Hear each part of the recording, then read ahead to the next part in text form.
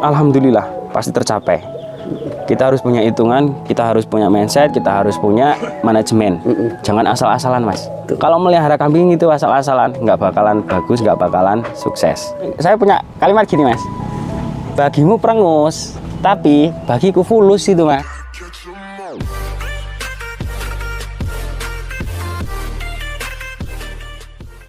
Halo guys, assalamualaikum warahmatullahi wabarakatuh. Jumpa kembali dengan Indra Palupi Channel. Halo Mas, apa kabar Mas? Halo Mas, alhamdulillah baik kabarnya Mas. Saya Budi Pantoro, alamat di Desa Margototo, Dusun 8, Kecamatan Metro Kibang. 4 tahun minat di kambing. Pasang, yang sepasang itu yang satu ya masih lepas sapi cempe-cempe itu loh kan. Dari nol itu ya semampunya, seadanya, jangan dipaksakan gitu kan. Nah itu nambah lagi 3 ekor karena kan namanya juga ngerintis Mas. Jadi saya itu diketawain orang Mas, nggak masalah Mas saya. Iya. Yang penting tujuan saya bagus dan itu bermanfaat, ya saya lanjutkan. Kalau di kampung ini kan ya benar banyak kayak rumput, rambanan itu, daun-daunan. Tapi kalau pas musim kemarau itu Mas, itu kendalanya. Kenapa pas musim kemarau? Nah itu nggak ada hujan loh Mas. Betul sekali. Kayak rumput odot, rumput liar itu kan mati itu, nggak ada hujan, nggak ada air, kering. Itu kendalanya. Kalau nggak punya bang pakan. Nah itu susahnya, makanya di sini orang itu punya kambing ya apa ya, standar ya sewajarnya, paling untuk harian, untuk itu wajib punya bang pakan. Karena apa? Untuk mengantisipasi itu di musim kemarau kita posisi nggak ada rumput, nyari karena nggak ada hujan. Itu kendalanya di situ yang susah. Kalau pakan saya ini selama 4 tahun itu daun singkong itu saya silase Mas. Oh, di silase. Saya giling silase terus sama onggok. Nah itu onggok, terus campuran itu apa namanya, tetes sama tetes, ada sentrat, terus garam itu ya campur. Tapi ya pokoknya itu onggok sama daun singkong, terus rambanan itu dicacah, dicoper.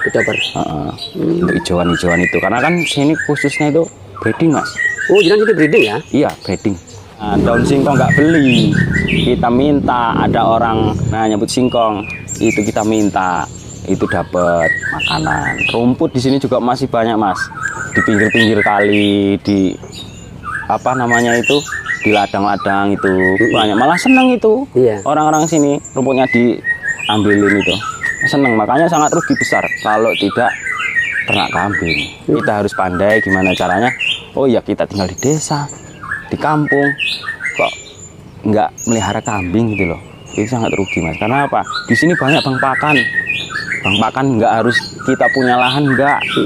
Banyak di ladang, pinggir kali, rumput, rambanan itu banyak Mas. Manajemennya itu harus pinter, harus tepat Mas. Harus tepat. Nah itu. Kalau cuma asal-asalan, contohnya gini, orang bisa beli kambing 100 ekor, bisa beli semua, tapi dia nggak bisa ngerawatnya, nggak ada manajemennya. Coba, itu pasti nggak bakalan sukses, nggak bakalan jalan. Nggak akan berjalan. Iya, nggak akan berjalan. Makanya saya cuma gimana caranya saya harus bisa jalan, harus sukses. Dulu saya pernah fattening Mas. Awalnya fattening itu, nah yang saya ceritakan dulu itu, yang habis jual entok terus saya kurbanan itu, saya berpikir begini ya, bukannya fattening itu jelek, bukan, cuma namanya orang itu basicnya sendiri-sendiri, lain-lain Mas ya. Kalau makanya saya belajarnya dulu 2 sisi, maksudnya 2 sisi, yang satu fattening, yang satu breeding. Itu saya pelajarin kemampuan saya itu di mana bisanya. Kemampuan saya untuk ngerawat si fattening atau breeding, nanti kan itu kita bisa ngelihat perkembangannya. Dari fattening itu biasanya kan ada yang bongkar 6 bulan sekali kan Mas ya. Betul. Setahun sekali. Nah itu makanya saya dua-duanya saya jalanin dulu untuk pembelajaran saya. Karena apa? Saya kan nggak punya ilmu Mas, namanya dari nol. Nah itu, nah setelah saya jalanin, ya alhamdulillah saya condongnya ke breeding. Nah, untuk breeding ini keuntungan seperti apa Mas yang jenengan rasakan?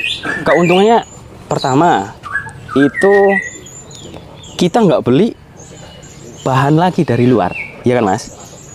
Satu, itu pertama itu karena apa? Breeding itu pasti beranak itu 2 ekor, itu satu jantan satu betina itu. Kadang 3 ekor. Kadang 3 ekor, pas beruntung lagi 3 ekor kan. Nah itu yang jantan itu kita gedein sendiri, tanpa modal lagi kan Mas? Betul. Kita cuma modal apa? Babon itu. Kalau fattening itu selepas kita bongkar 6 bulan atau setahun sekali, itu kita masih memikirkan bahan boxnya lagi untuk masuk lagi ke kandang kita, adaptasi proses lagi yang tadinya itu belum dari petani, itu dari petani itu makannya itu kayak rumput, khusus rumput itu masuk ke kandang kita dari nol lagi itu Mas. Iya. Kita kasih onggok, sentrat, itu lebih ekstra lagi fattening. Makanya kenapa saya dua-duanya saya jalanin, makanya ngukur kemampuan saya itu di mana nanti. Nah, alhamdulillah ternyata condong ke breeding. Nah, saya gini Mas, ini yang saya alami nih, biar nggak habis-habis. Makanya alhamdulillah saya ada indukan itu 30 ekor 25 itu hamil semua itu ya. Itu pertama itu kita kasih jangka waktunya untuk apa namanya perkawinannya itu kita ada jaraknya loh Mas. Ibaratnya 5 ekor ini bulan ini kita dikawinin tuh, Program kawin. Kawinin, program kawinin. Nah nanti bulan depan lagi yang 5 lagi. Nah itu kan nanti bisa. Makanya saya bilang apa, manajemen itu harus penting, itu harus bisa. Itu yang 5 ekor dikawinin, yang 5 ekor lagi dikawinin. Nah makanya nanti itu kita punya indukan berapa, itu melahirkan, kita jual di 3 bulan sekali, 4 bulan sekali ya. Nanti yang sini udah lahir lagi. Yang pertama tadi ya. Nah, jadi menyusul, estafet bertahap Mas. Mutar rotasi. Nah itu rotasi. Makanya itu dulu saya nggak tahu cara kayak gitu, nggak tahu. Makanya ya namanya itu tadi, saya namanya tantangan itu seneng. Gimana caranya itu kan. Nah itu bulanan itu. Nah setelah itu kita panen nih, panen dari cempe-cempe itu Mas. Kita panen terus. Nah sekarang mikirnya apa? Kita punya kambing banyak toh, kembali lagi ke pakan, pakan lagi. Nah itu hasil duit itu, uang itu hasilnya cempe-cempe dijual itu 3 bulan sekali, 4 bulan sekali itu untuk kebutuhan keluarga. Terus saya ada mindset lagi gini Mas, nambah bang pakan lagi. Nambah bang pakan. Itu makanya dari hasil itu saya sewa ladang. Tempat ya, lokasi lahan ya. Lokasi untuk bang pakan saya. Nah itu nggak jauh-jauh ditanamin apa gitu, nggak usah bingung. Singkong, rumput odot itu nanti kan di umur 2 bulan 3 bulan kita sempali Mas. Iya. Kan ada ya, batang 2, 3 itu ambil satu-satu, kita panen, dicoper apa dicacah. Nah itu sembari nunggu dari ternak kambing kita juga ada bang pakan, jadi muter loh Mas rotasinya itu. Iya. Itu tetap klub nanti hitungannya. Makanya saya itu punya pikiran, oh gimana ya caranya biar kita nggak kemana-mana, larinya nggak kemana-mana, ada bang pakan, ada penghasilan. Nah itu caranya begitu Mas. Ada di tempat kita sendiri usahanya. Ada. Nah makanya dari situ 3 bulan sekali kita ambil, 6 bulan sekali panen itu kan Mas. Iya, singkong. Betul. Kita cabut, umbinya dijual. umbinya dijual, daun singkongnya untuk pakan ternak lagi.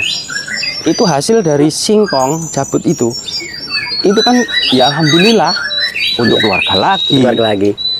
Terus untuk ngurus kambing ternak lagi. Nah itu dari situ. Jadi muter gitu. Seberapa bantukah itu ya. Ya itu semua hasil ya untuk keluarga semua. Itu udah saya alami, udah saya rasakan sendiri Mas. Ya namanya kadang orang, wah itu hasil dari ini. Ya saya ngalamin sendiri loh Mas. Saya bisa beli motor, sekolahin anak, terus tabungan, terus apa namanya tanah, sewa tanah. Dan nanti kan itu bertahap lagi. Mindset saya harus bisa beli tanah sendiri Dari kambing gini. dari kambing, atau enggak kendaraan roda 4. Nah itu alhamdulillah pasti tercapai. Kita harus punya hitungan, kita harus punya mindset, kita harus punya manajemen. Jangan asal-asalan Mas. Kalau melihara kambing itu asal-asalan, nggak bakalan bagus, nggak bakalan sukses. Ternak kambing kok malu, jangan. Itu buang jauh-jauh. Namanya melihara kambing kok malu. Makanya setiap orang, teman-teman main ke sini jangan malu untuk ternak kambing. Karena apa? Itu nanti hasilnya bisa dicontoh saya. Gitu. Yang hanya modal awal berapa? Cuma entok, dari entok loh Mas, Dari entok. unggas. Cuma 2 ekor tadinya, 1 aja mati. Makanya bisa, ya alhamdulillah bisa punya kandang, punya kambing. Ya alhamdulillah dari situ. Makanya jangan pernah malu, jangan pernah gengsi untuk melihara kambing. Boleh, Walaupun Mas. itu kambing bau. Bangganya ada tersendiri loh itu. Pasti ada. Nggak kita bikin-bikin, nggak kita nggak kita ada-adakan. Itu datang sendiri bangganya. Contohnya apa? Terutama dari lingkungan, dari kampung sini aja dulu. Oh iya, itu loh anaknya Pak Jumlan. Itu loh ya, punya kambing banyak. Padahal dulu nggak punya apa-apa itu, nggak punya ini. Nah, itu bangganya dari situ. Jadi bangganya apa? Yang mengangkat dari keluarga, dari orang tua itu. Bangganya di situ. Kalau kita bisa melihara kambing banyak, itu bisa. Bangganya dari situ. Jadi itu nggak dibikin-bikin, Mas. Benar-benar real Mas ya? Real dari bawah. Makanya, oh iya, saya dengar bangganya itu apa dari orang loh Mas malahan. Oh iya itu loh, anak EKI loh. Nah gitu Mas. Jadi bukan saya yang ngomong. Iya. Orang lain. Orang lain, makanya itu bangga tersendirinya itu. Ngerasain, oh iya alhamdulillah selama ini saya ngerintis dari nol ya tercapai. Walaupun ya sekarang masih belajar Mas. Ngomong nominal itu 2 juta, 3 juta itu udah gede loh Mas. Iya, namanya di kampung, di desa itu. Per bulan 2 juta, 3 juta itu. Itu udah gede. Karena apa?